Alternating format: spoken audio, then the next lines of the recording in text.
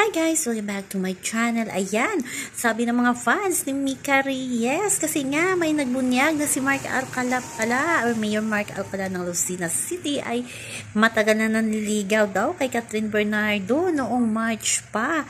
Akala kasi ng lahat ay sila pa rin ni Mika Reyes kasi hindi naman nila pinablik na talaga magkarelasyon sila, pero lagi silang magkasama at makikita nagdi-date at sweet na sweet. So ayan na nga, trending ngayon si Mayor Mark, lalo na itong sa Twitter. Ayan nga, kawawa daw si Mika Reyes, pero ang iba nagsabi na at last nakalabas na daw si Mika Reyes sa relasyon nilang dalawa ni Mayor Mark Alcala. So yan na nga yung kinagulat ng lahat na naniligaw pala siya kay Catherine Bernardo. Gaano ito katotoo, di ba?